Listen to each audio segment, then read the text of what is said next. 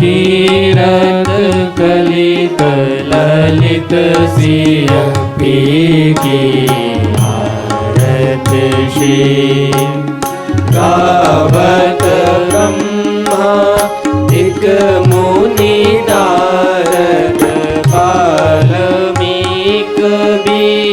ज्ञान विशारद शुक सनकादि शेष अरु सारद बरनी पवन सुत कीरत नीके आरत श्री रामायण जी की कीरत कलित ललित सिय पी की आरत श्री दावत वेद पुराण अष्टदश छहु शास्त्र सब ग्रंथन को रस मुनि जन धन संतन को सर्वस सार अंश सम्मत सब कीके आरत श्री रामायण जी की कीरत कलित ललित सिय पी की आरत श्री गावत संतत शंभु भवानी अरुघट संभव मुनि विज्ञानी व्यास आदि कवि वर्ज बखानी काग भूसुंड गरुड़ के आरत श्री रामायण जी की कीरत कलित ललित सिय पी की आरत श्री कलिमल हरनि विषय रस पीकी सुभग सिंगार मुक्त जुगती की दलन रोग भव मूर यमी की तात मात सब विधि तुलसी की आरत श्री रामायण जी की कीरत कलित ललित सिय पी की आरत श्री रामायण जी की कीरत कलित ललित सिय पी की आरत श्री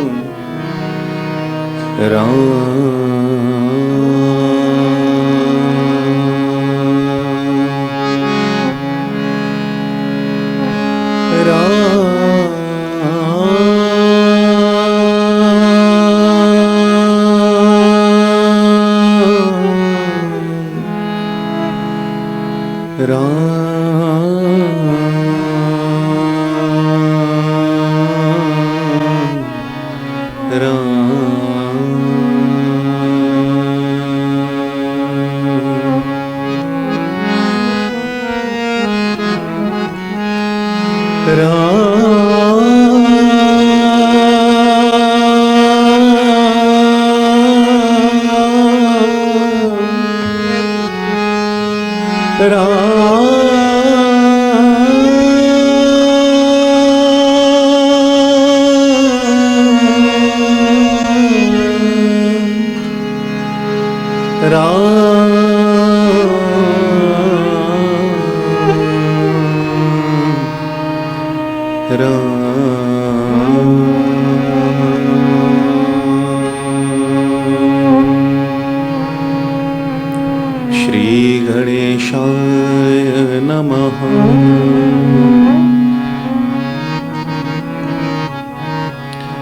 श्री सरस्वते नमः।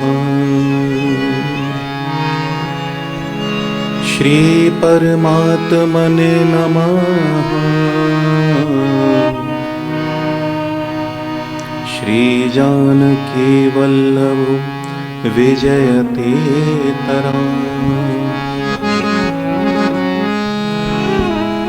श्री राम कथा रस रसिक प्रभु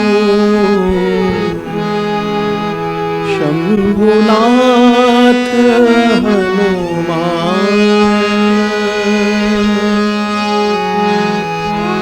प्रेम सहित आसन धरहूं,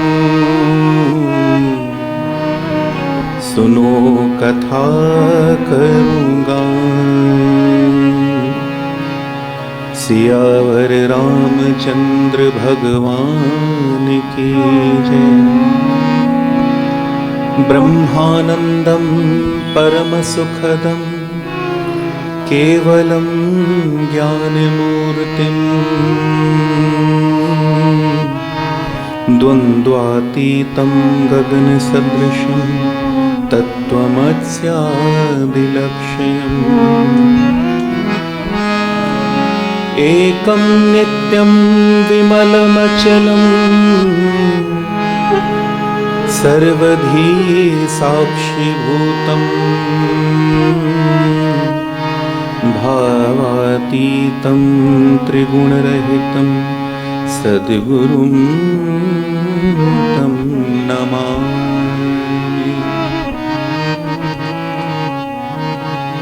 श्री सद्गुरुदेव भगवान की जय। लोकाभिरामं रणरंगधीरं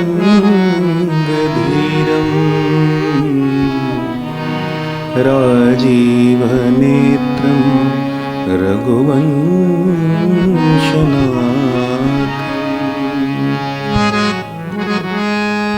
कारुण्यरूपं करुणाकरन्तं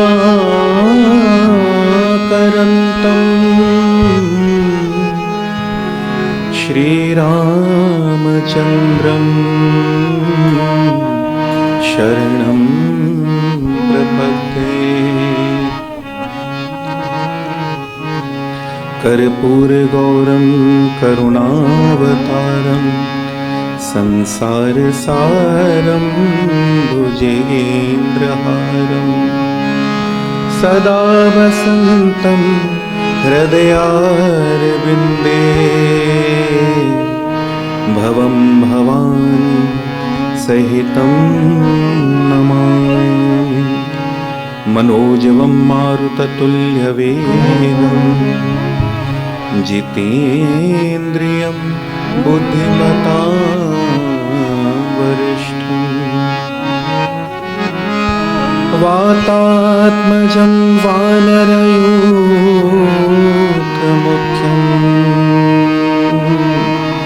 श्रीरामदूतं शरणं प्रपद्ये। माता रामो मत्पिता रामचन्द्रः, स्वामी रामो मत्सखा रामचन्द्रः।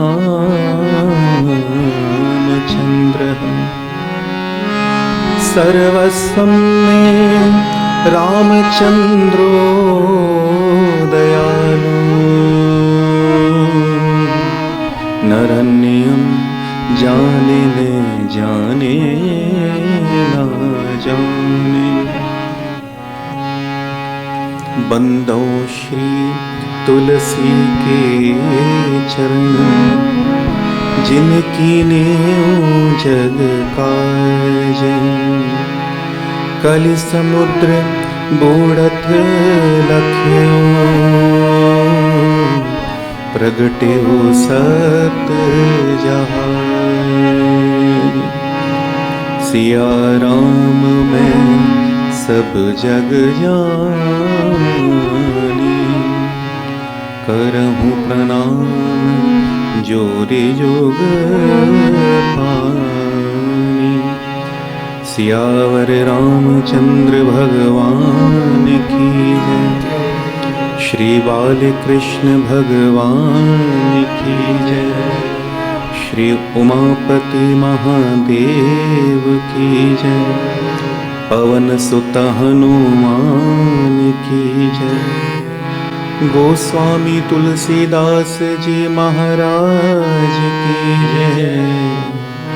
श्री रामचरित मानस भगवान की जय। ओम नमः पार्वती पतये हर हर महादेव। जय सिया राम जय जय सिया राम। जय सिया राम जय जय सिया राम। जय सिया राम जय जय सिया राम। जय सिया राम जय जय सिया राम। जय सिया राम जय जय सिया राम। जय सिया राम जय जय सिया राम। जय सिया राम जय जय सिया राम। जय सिया राम जय जय सिया राम।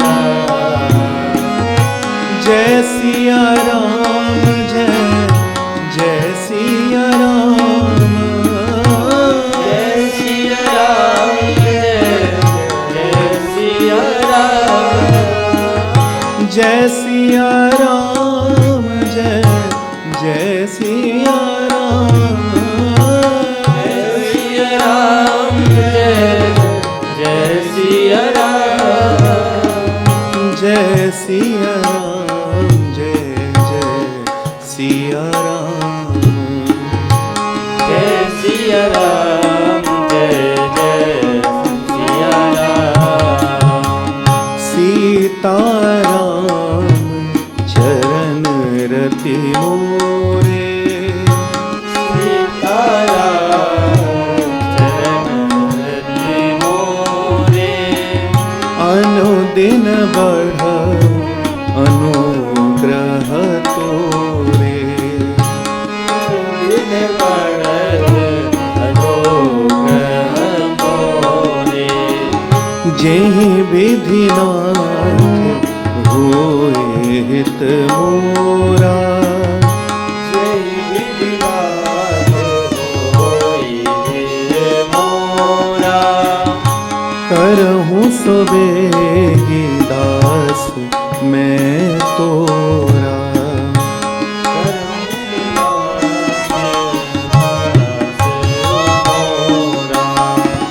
जय सिया राम जय जय सिया राम। जय सिया राम जय जय सिया राम। जय सिया राम जय जय सिया राम। जय सिया राम जय जय सिया राम। उमा कहूँ मैं अनुभव अपना। अनुभव अपना। सत हरि भजन जगत सब सपना। सकल अपना। जय सिया राम जय जय सिया राम। जय सिया राम जय जय सिया राम। जय सिया राम जय जय सिया राम। जय सिया राम जय जय सिया राम। मंगल भवन अमंगल हारी।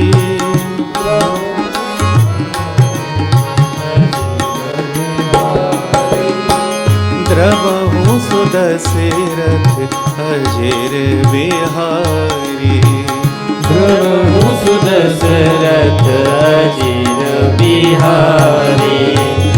जनक सुता जग जननी जानकी, जनक सुता जग जननी जानकी, अतिशय प्रिय करुणा निधान की, अतिशय प्रिय करुणा निधान की, ताके जुग पद कमल मनावं, ताके जुग पद हमारे मनावा, जासु कृपा निर्मल मति पावं, जासु कृपा मोरे निभावा, दीन दयाल बिरद संभारी, दीन दयाल यज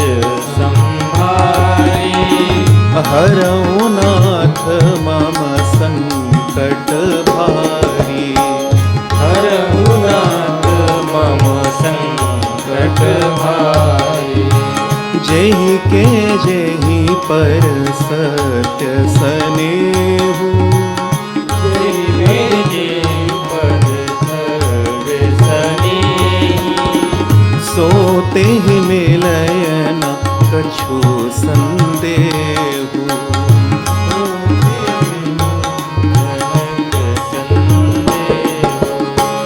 अस अभिमान जाई जन भोरे,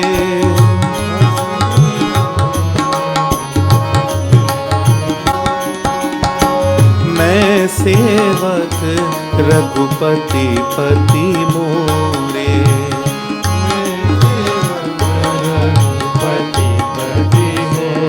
सीताराम सीताराम सीताराम सीताराम, सीताराम सीताराम सीताराम सीताराम, सीताराम सीताराम सीताराम सीताराम, सीताराम सीताराम सीताराम सीताराम, सीताराम सीताराम सीताराम सीताराम, सीताराम सीताराम सीताराम सीताराम, जय जय राम जय जय राम जय जय राम जय जय राम, जय जय राम जय जय राम जय जय राम जय जय राम, सीताराम सीताराम सीताराम सीताराम, सीताराम सीताराम सीताराम सीताराम, सीताराम सीताराम सीताराम सीताराम, सीताराम सीताराम सीताराम सीताराम, जय जय राम जय जय राम जय जय राम जय जय राम, जय जय राम जय जय राम जय जय राम जय जय राम, जय जय राम जय जय राम जय जय राम जय जय राम, जय जय राम जय जय राम जय जय राम जय जय राम, जय जय राम जय जय राम जय जय राम जय जय राम, जय जय राम जय जय राम जय जय राम जय जय राम, सीताराम सीताराम सीताराम सीताराम, सीताराम सीताराम सीताराम सीताराम, सीताराम सीताराम सीताराम सीताराम,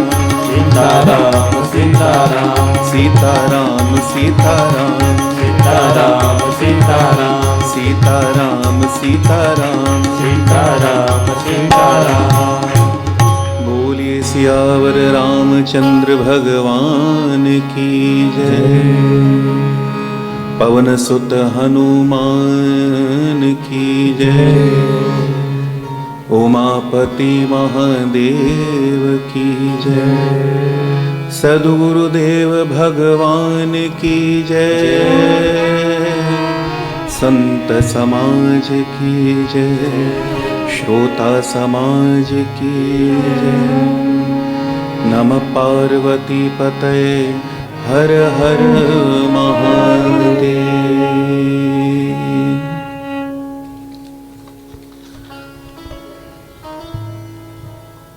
सभी पर अकारण करुणा करने वाले अखिल ब्रह्मांड नायक श्री रामचंद्र जी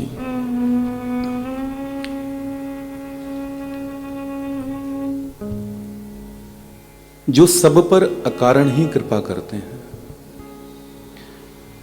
ऐसे श्री राघवेंद्र सरकार जी के चरणों में बारंबार नमन प्रणाम।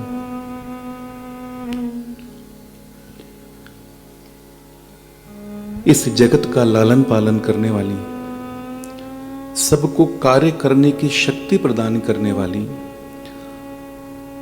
जगत जननी माता जानकी जी को कोटि कोटि वंदन।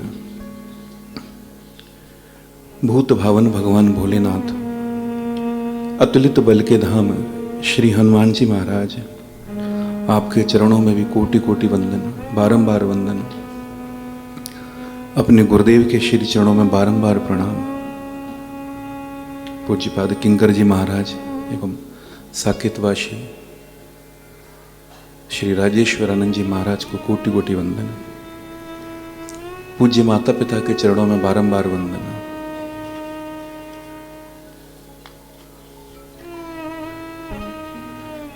श्रद्धेय ब्रह्मलीन संत पूज्य श्री दीवान करमचंद जी की इस तपस्थली संत कंवर राम सत्संग भवन में चल रहे इस नव दिवसीय श्री राम कथा के आयोजन का आज द्वितीय दिवस है, दूसरा दिन है।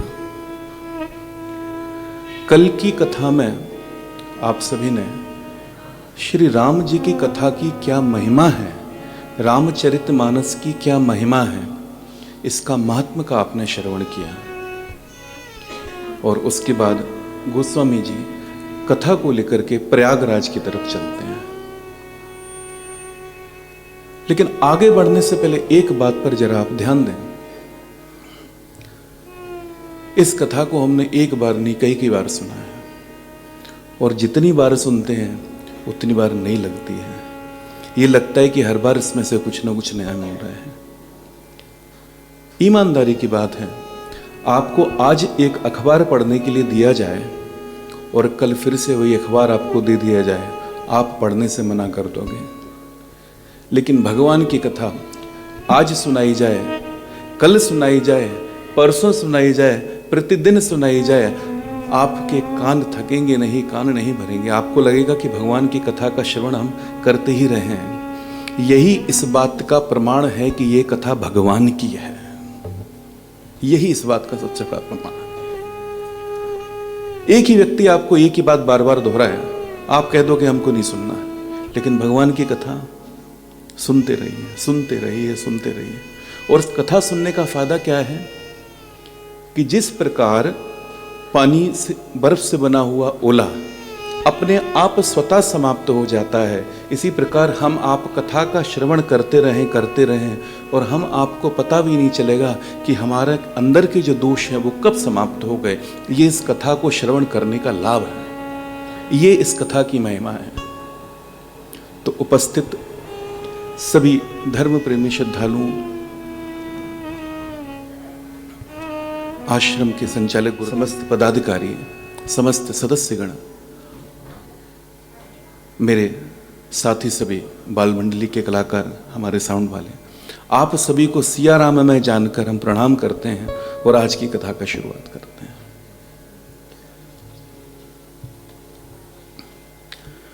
गोस्वामी जी कथा को आगे बढ़ाते हुए लिखते हैं,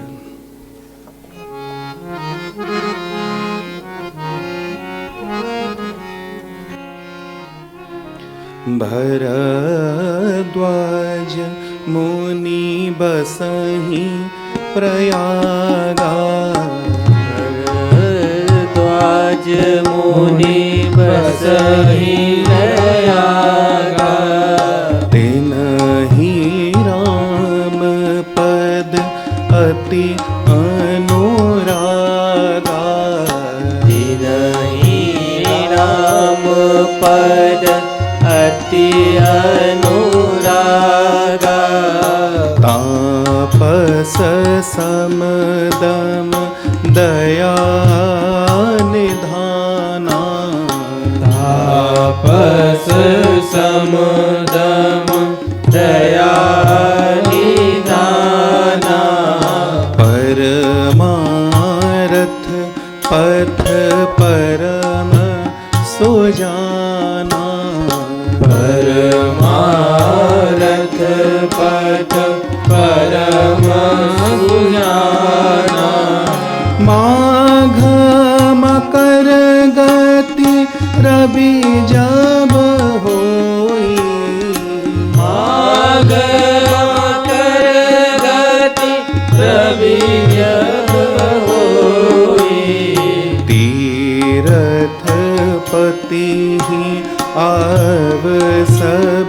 कोई, तीरथपति आव सब कोई। देव दनुज किन्नर नर श्रेणी, देव दनुज के नर नर श्रेणी। सादर मजहि सकल त्रिवेणी, सादर मजहि सकल त्रिवेणी। भरद्वाज आश्रम अति पावन, भरद्वाज आश्रम अति पावन। परम राम्य मुनिवर मन भावन, परम राम्य मुनि परमन भावन। तहाँ होई मुनि ऋषय समाजा, होई मुनि ऋषय समाजा। जाहि जिम जन तीरथ राजा, जाहि जन तीरथ राजा। माजहि प्रात समेत उछाला, जहि प्रात समेत उछाला। कहाहि परस पर हरि गुण गाहा, कहि परस पर हरि गुण गाहा। एहि प्रकार भरि माग नहाहि, एक बार हरि माग नहाहि।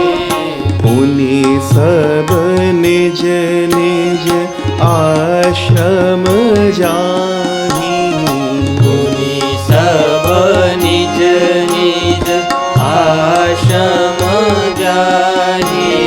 एक बार भरि मकर नहाए, एक बार भरि मकर नहाए। सब मुनीस आश्रम सिधाए, सब मुनीस आश्रम सिधाए। जाग बलिक मुनि परम विवेकी, जाग बलिक मुनि परम विवेकी। भरद्वाज राखे पद टेकी, भरद्वाज राखे पद टेकी। कथा कहती है कि जीवन में अगर कुछ पाना है तो छोटा बनकर ही पाया जा सकता है, बड़ा बनकर के नहीं पाया जा सकता। बड़ा वही है जो दूसरों को बड़ा मानता है। बड़प्पन इसी में है कि आप सामने वाले को बड़ाई प्रदान करें, बड़प्पन इसमें है। माता पिता सद्गुरु संत जो इनके श्री चरणों में झुकता है वो वास्तव में बड़ा है, बड़प्पन वही है। अपने श्रेष्ठ जनों के सामने जो सदैव झुकता है, उनसे ज्ञान लेने के लिए उत्सुक रहता है, अपने अज्ञान को सदैव स्वीकार करता है, वही बड़ा है। ज्ञान अर्जन के क्षेत्र में अगर सबसे पहला कदम अगर है तो अपने अज्ञान को स्वीकार करना है। जब तक हम यह स्वीकार नहीं करेंगे कि हमको यह नहीं आता, तब तक हम कुछ नया नहीं ले पाएंगे। तो आज की कथा ऐसे ही बड़प्पन रूपी रत्न के धनी भरद्वाज जी से शुरू होती है। गोस्वामी जी कथा को लेकर के प्रयाग में आए हैं और प्रयाग दो शब्दों से मिलकर के बना हुआ है, परा और याग। परा का अर्थ होता है प्रथम और याग का अर्थ होता है यज्ञ। इस पृथ्वी पर पहली बार जहां यज्ञ हुआ उस स्थान का नाम है प्रयाग। प्रयाग को तीर्थों का राजा भी कहा जाता है। आप समस्त तीर्थों में होकर के आ जाएं, प्रयाग ना जाएं तो उस तीर्थों में जाने का पूरा पुण्य नहीं मिलेगा, लेकिन प्रयाग तो आपको एक बार जाना ही चाहिए, संगम स्नान करना चाहिए। भरद्वाज मुनि प्रयाग में बसते हैं। उनका श्री राम जी के चरणों में अत्यंत प्रेम है।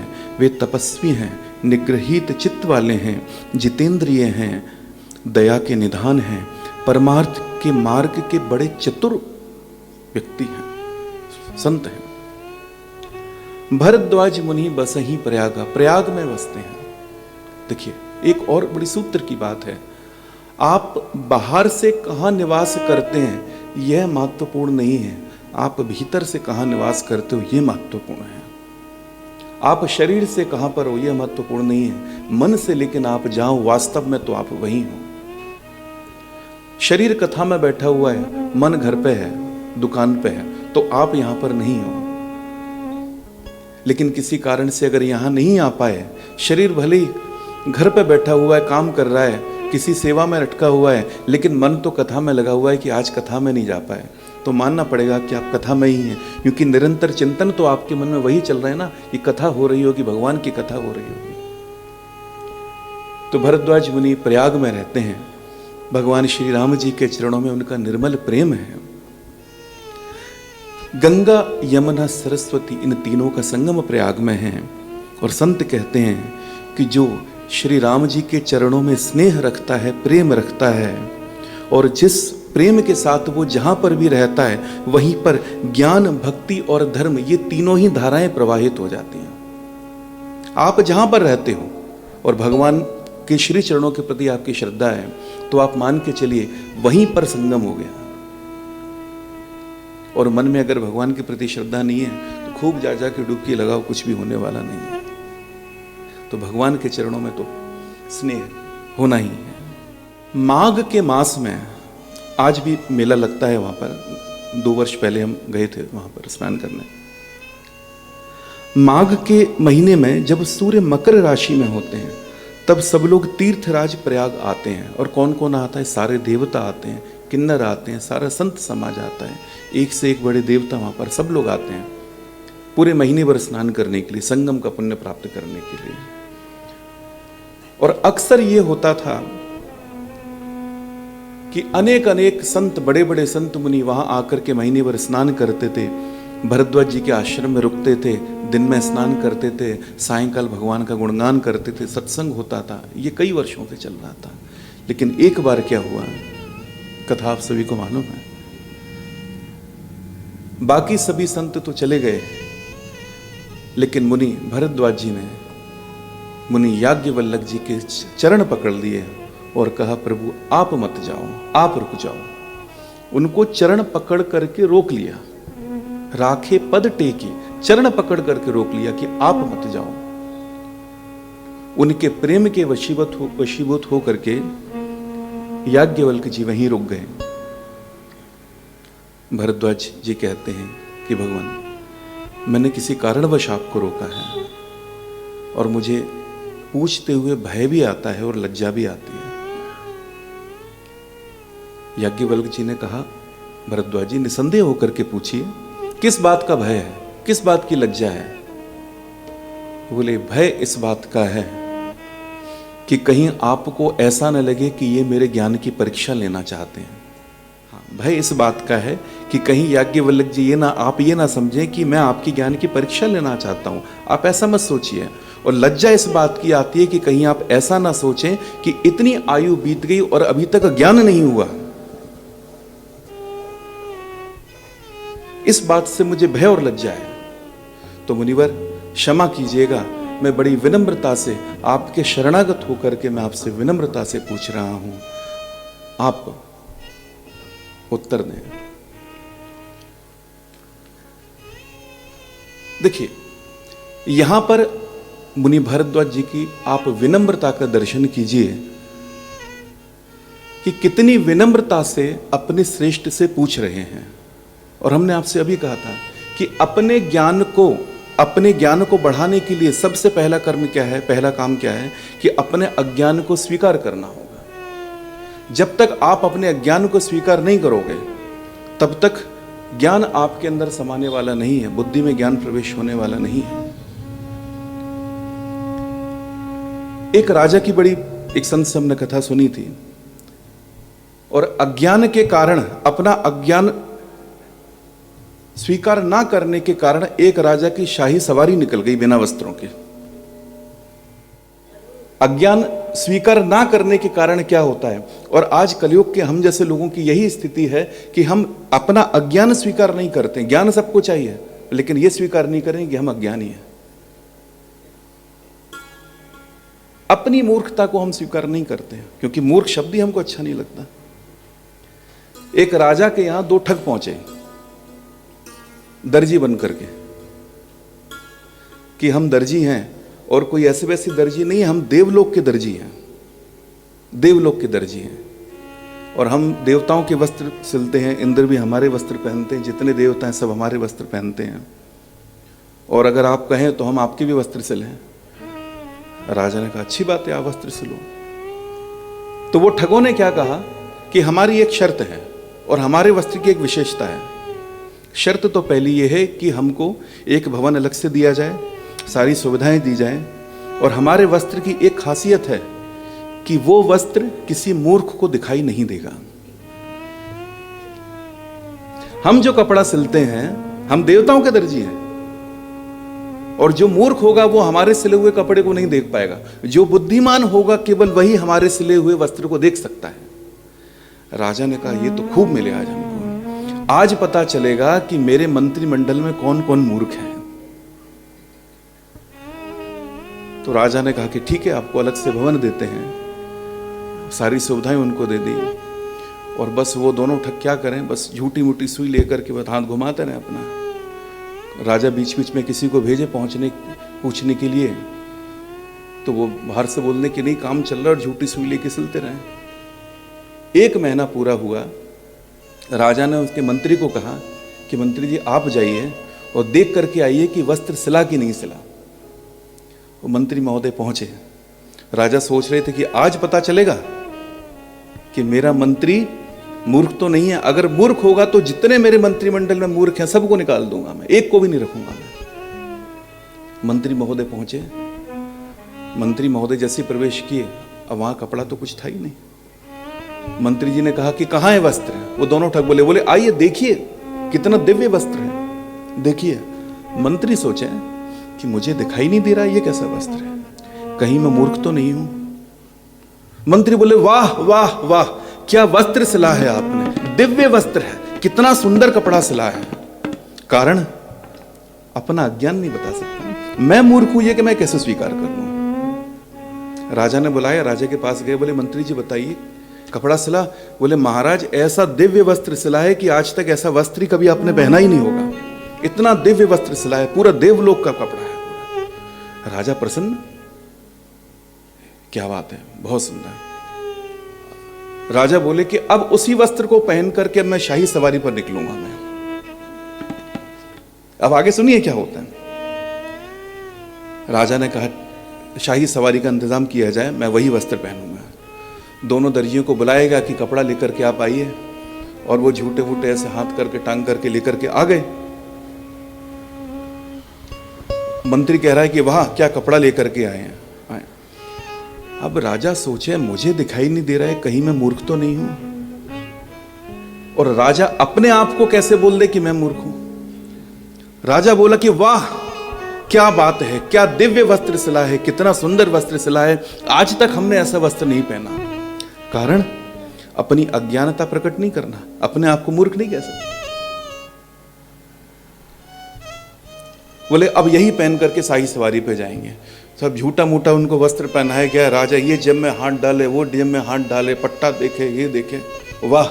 बोले वाह दिव्य लोक के दर्जियों, आपने क्या वस्त्र सिलाए, बहुत सुंदर। साहब बिना वस्त्र के राजा को रथ में बिठाया गया शाही सवारी के लिए, और शाही सवारी निकली।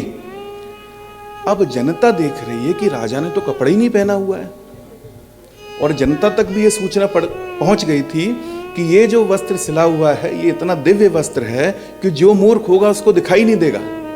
और सारी प्रजा तालियां बजा रही है, बोले जय हो जय हो जय हो, कितना सुंदर वस्त्र सिलाए, दिव्य वस्त्र, जय हो महाराज की, जय हो महाराज की, जय हो महाराज की। जबकि कोई वस्त्र नहीं, कुछ भी नहीं। कारण क्या? अपने आप को अज्ञानी स्वीकार नहीं कर सकते हैं। यही इस कलयुग में मनुष्य की स्थिति है।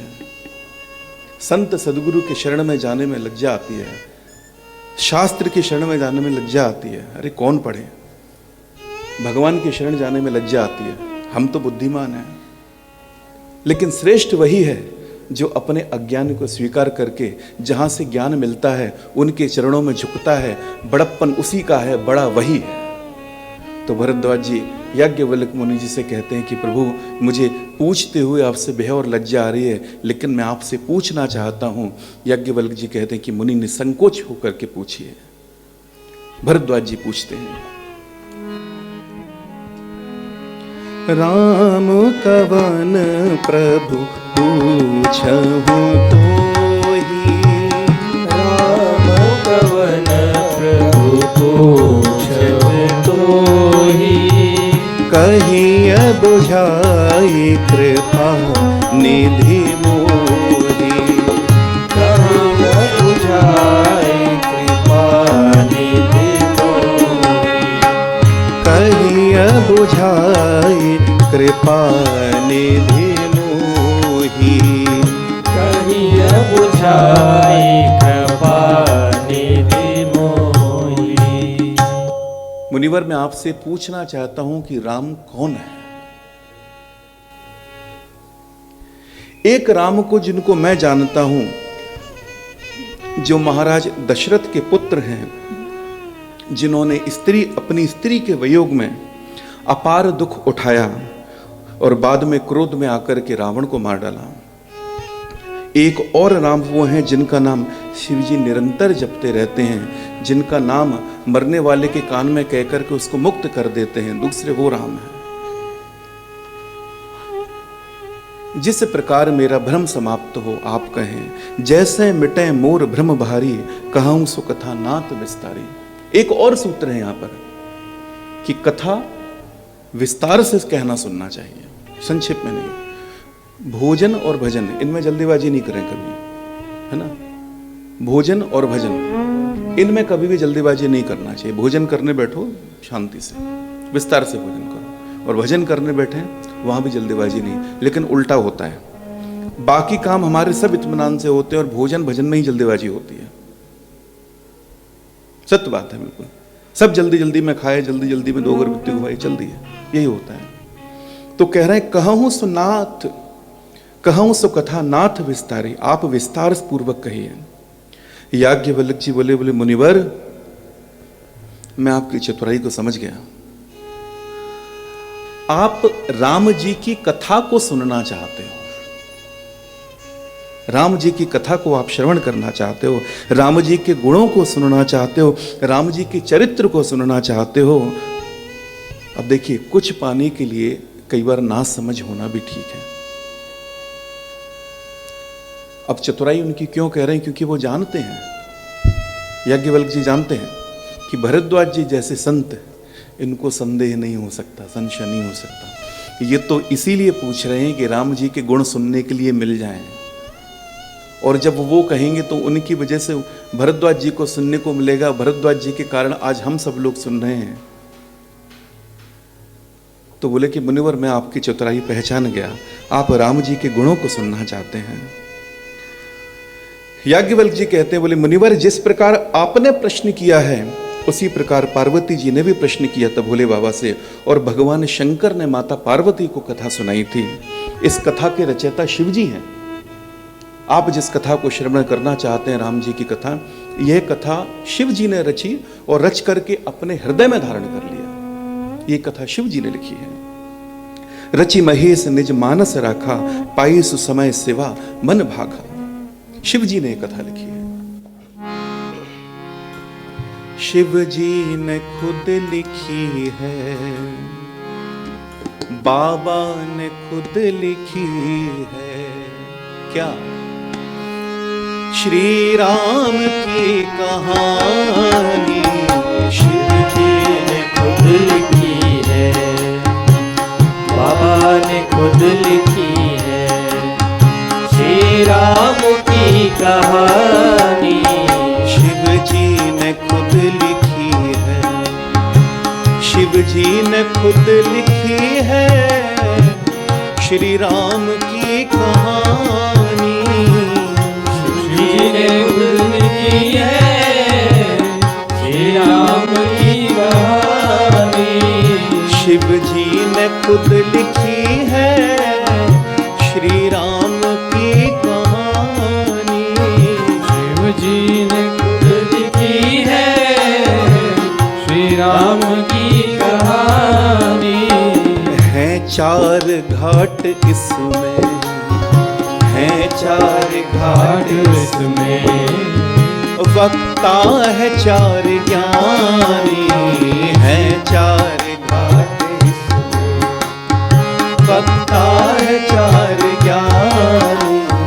शिव जी ने खुद लिखी है। जो कल कथा सुनने के लिए आए थे उन सभी को मालूम होगा चार घाट कौन कौन से हैं। कहीं याज्ञवल्क वक्ता बैठे हैं एक किनारे।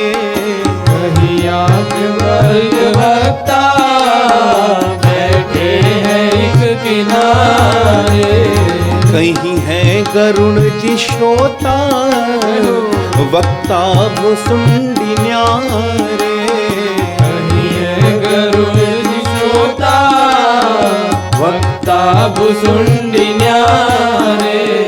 कहीं व्यास है महेश्वर, कहीं व्यास है महेश्वर। श्रोता स्वयं भवानी। शिव जी ने खुद लिखी है राम की कहानी। शिव जी ने खुद लिखी है। छंदों में भाव भर कर,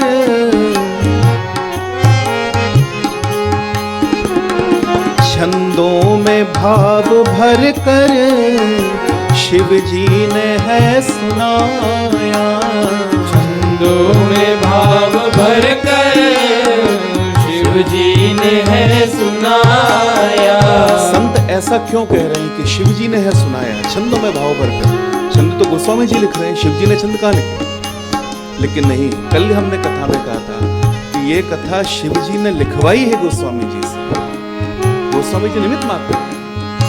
छंदों में भाव भर कर शिव जी ने है सुनाया। छंदों में भाव भर कर शिव जी ने है सुनाया।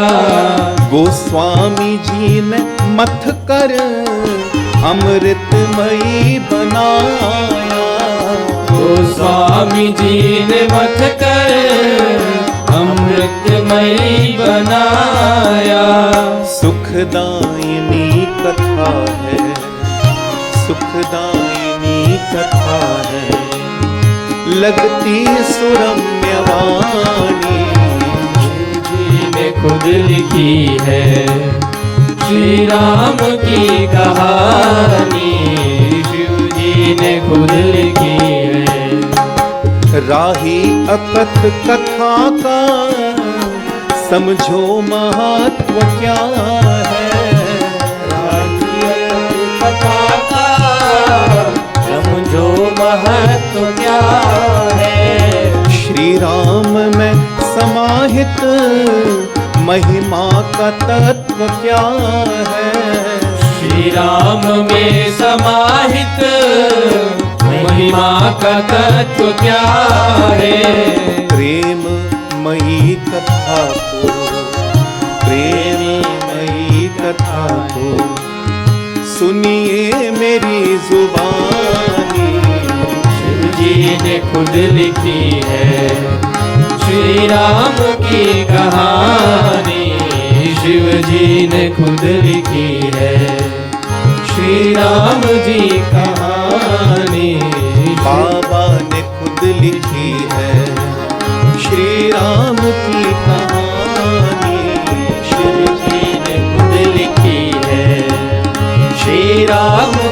कहानी शिव जी ने खुद लिखी है।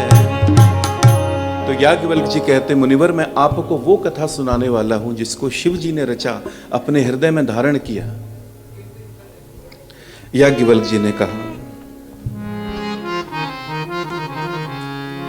कहूं सुमति अनुहारी अब उमा शंभु संवाद, भयउ समय जहि हेतु जहि सुनि मुनि मिटहि विषाद। अब मैं आपको वो संवाद सुनाऊंगा जो शिव जी ने माता पार्वती जी को सुनाया, और अपनी बुद्धि के अनुसार मैं आपको सुनाऊंगा। राम जी के चरित्र, राम जी के गुणगान इतना अनंत है कि एक वक्ता क्या हजार हजार वक्ता भी एक साथ गायन करें तो भी नहीं हो सकता। हरि अनंत, हरि कथा अनंत, भगवान की कथा अनंत है क्योंकि भगवान के गुण अनंत है। याज्ञवल्क्य जी कहते हैं कि मैं अपनी मति के अनुसार आपको सुनाऊंगा। और कल की कथा में आप श्रवण करेंगे कि भगवान भोलेनाथ भी मां पार्वती को बोलते हैं कि देवी हरि के चरित्र तो अनंत है, मैं अपनी मति के अनुसार आपको सुनाऊंगा। तो हम भी आपसे निवेदन करते हैं कि हम आपको अपनी मति के अनुसार सुनाएंगे।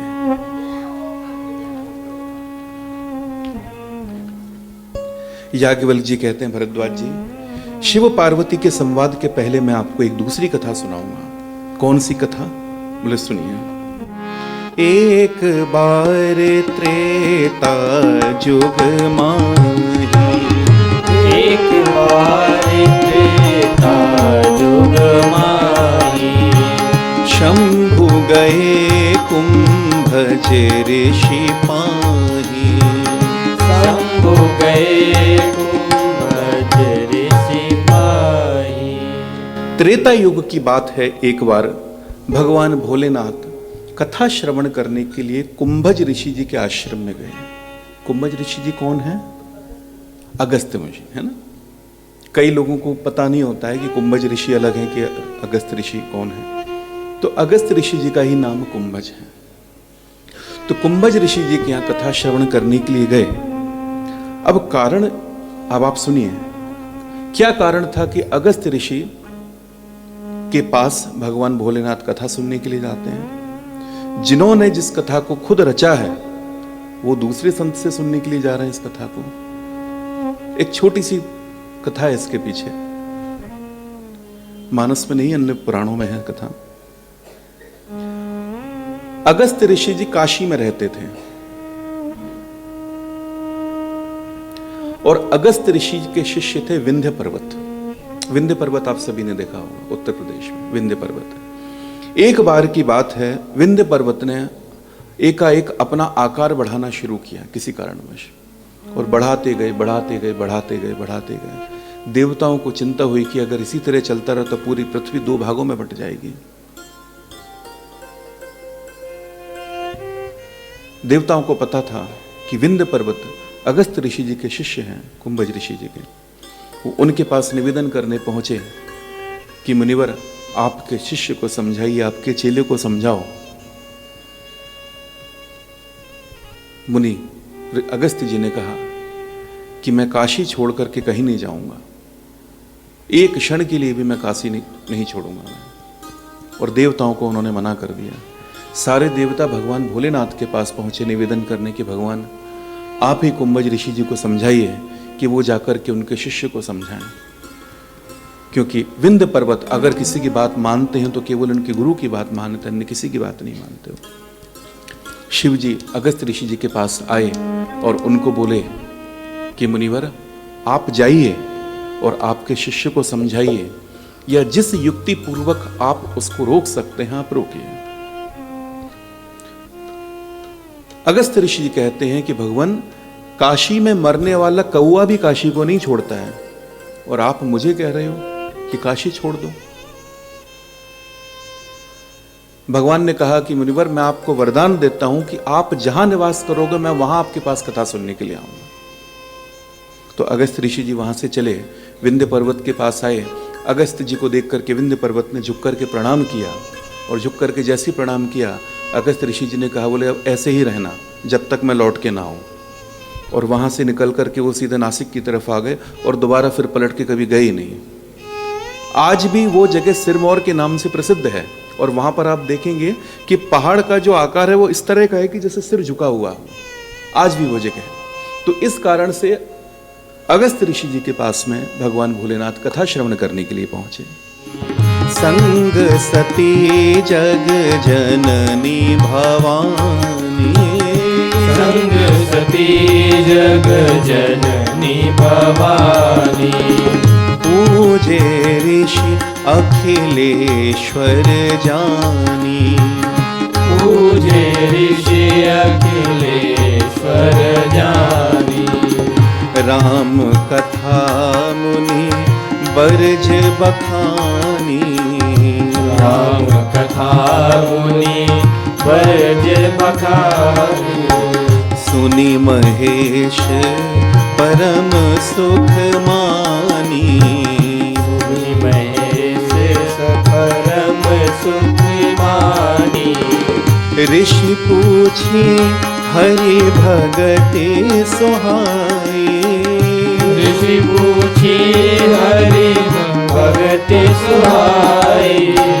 कही शंभु अधिकारी पाई, कही शंभु अधिकारी पाई, कही शंभु अधिकारी पाई। कही शंभु अधिकारी पाई। तो भोले बाबा अकेले नहीं गए कथा सुनने के लिए, साथ में माता सती जी को लेकर के गए। और जैसे ही भगवान भोलेनाथ अगस्त्य ऋषि जी के यहाँ पहुंचे हैं, अगस्त्य ऋषि जी ने उनका पूजन किया। सती मैया के मन में संशय हुआ कि ये कैसे वक्ता हैं जो श्रोता का पूजन कर रहे हैं। इसका अर्थ यह हुआ कि इनको ज्ञान कुछ कम है। मन में शंका उत्पन्न हो गई। इसी कारण से क्या हुआ कि पूरे 9 दिन अगस्त्य ऋषि जी कथा कहते रहे और माता ने कथा नहीं सुनी, कथा नहीं सुनी। और कथा ना सुनने के अभाव में जो कथा नहीं सुन पाए, इसी कारण क्या हुआ कि भगवान के स्वरूप का ज्ञान उनको नहीं हुआ और आगे गलती कर बैठी। अब देखिए क्या हुआ। 9 दिन पूरे हुए, माता ने कथा नहीं सुनी। मुनिवर अगस्त्य जी ने राम कथा विस्तार से कही। महेश्वर भगवान भोलेनाथ ने बड़े सुख और आनंद के साथ कथा का श्रवण किया। और जब भोलेनाथ जाने लगे तो मुनि अगस्त्य जी ने प्रेम पूर्वक उनसे हरि भक्ति पूछी कि आप हरि भक्ति का विवेचन करें, मुझे बताएं। और भोलेनाथ ने हरि भक्ति उनको बताई कि भगवान की भक्ति क्या है। अगस्त्य ऋषि के यहां से कथा सुनकर के भगवान चल दिए। कथा सुनने का परिणाम क्या होता है या कथा सुनने का फल क्या होता है? कथा सुनने का सच्चा फल यही है कि हम जिसकी कथा सुन रहे हैं उसके चरणों में हमारा अनुराग हो जाए, उसके प्रति हमारी प्रीति बढ़ जाए, प्रेम बढ़ जाए। यह है कथा सुनने का परिणाम, प्रभाव। तो भगवान भोलेनाथ ने तो बड़े प्रेम के साथ कथा सुनी थी और उनके मन में तो राम जी के गुणगान के अलावा कुछ था ही नहीं दूसरा। राम जी को अंदर ही अंदर प्रेम करते हुए मन मग्न हुए चले जा रहे हैं। और सती मैया के मन में वही था, ये कैसे वक्ता थे, कथा नहीं सुनी। जब भगवान भोलेनाथ मार्ग में जा रहे थे तब उन्होंने सोचा त्रेता युग चल रहा है, राम जी ने इस समय धराधाम पर अवतार लिया हुआ है। कितना सुंदर हो कि जिनकी कथा श्रवण करके अभी मैं आया हूं और नेत्रों से उनका दर्शन हो जाए तो कान के साथ साथ ये नेत्र भी धन्य हो जाएं। और अंतर्यामी राम जी तो सब जानते हैं। अब आप देखिए, अगस्त्य ऋषि जी का आश्रम नासिक में है और भगवान माता जानकी जी को ढूंढने के लिए दक्षिण की ओर जा रहे थे और भगवान भोलेनाथ किस तरफ जा रहे हैं? उत्तर की तरफ जा रहे हैं। ठीक है, बीच में अगस्त्य ऋषि जी का आश्रम है। दोनों दिशाएं पूरी विपरीत हैं। लेकिन भोलेनाथ की जब मन की बात सुनी तो भगवान राम जी ने कहा कि लखन भैया एक काम करते हैं, थोड़ा सा इस तरफ भी चल कर देख लेते हैं। तो भगवान भोलेनाथ को दर्शन देने के लिए भगवान उल्टी दिशा में चले, उत्तर की तरफ चले, और जिस रास्ते से शिव जी जा रहे थे उनके सामने से ही भगवान आ गए, और उनको देख करके शिव जी मग्न हो गए, प्रसन्न हो गए, आनंदित हो गए, प्रफुल्लित हो गए। त्रेता युग की ये जो घटना है, उसी समय रावण माता सीता का हरण करके ले गया था, और भगवान वन वन भटक रहे थे मां को ढूंढने के लिए। तभी भगवान भोलेनाथ के सामने से निकले और उनको देख करके भगवान भोलेनाथ ने उनको प्रणाम किया, लेकिन समय को ठीक ना जान करके अपना परिचय नहीं दिया। उस समय परिचय की उन्होंने बात ही नहीं की। उन्होंने क्या कहा कि जगत को पवित्र करने वाली सच्चिदानंद भगवान की जय हो, जय हो, जय हो, जय हो।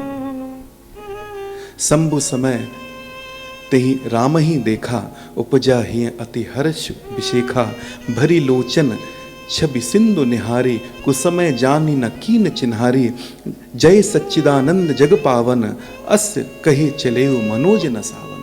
बस इतना ही कहा कि जग को पावन करने वाली सच्चिदानंद भगवान की जय हो। अब एक शंका तो पहली सती माता के मन में थी, दूसरी और हो गई।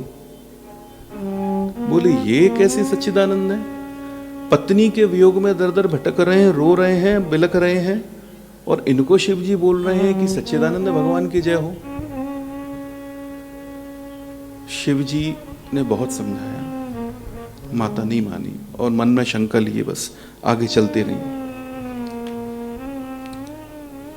सती मैया ने अगर वो कथा ठीक से सुनी होती 9 दिन, तो ये शंका उनको नहीं होती, मन में संदेह नहीं होता।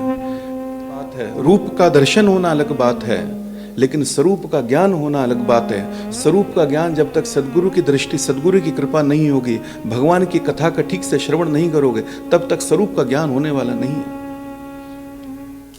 कृष्ण जी दुर्योधन को भी तो दिखते थे, बताइए। राम जी को तो मंथरणा भी देखा था, लेकिन स्वरूप का ज्ञान नहीं था, तो राम जी से वो लाभ मंथरा नहीं ले पाई, कृष्ण जी से वो लाभ दुर्योधन नहीं ले पाए। और यही आज त्रुटि माता सती जी से हो गई कि स्वरूप का ज्ञान नहीं हो पाए, क्योंकि कथा ठीक से नहीं सुनी, और भगवान के प्रति अश्रद्धा उत्पन्न हो गई, शंका उत्पन्न होगी कि ये क्या है। कथा हमेशा बहुत ध्यान से सुनना चाहिए। यद्यपि कथा के कुछ शब्द भी अगर कान में पड़ जाएं, तो जीव का मंगल होता ही है, ये बात सत्य है। लेकिन पूरे ध्यान से अगर कथा सुनी जाए तो आपका मंगल नहीं, आपका परम मंगल हो जाएगा। इसलिए कथा बहुत ध्यान से सुनना चाहिए। एक बार की बात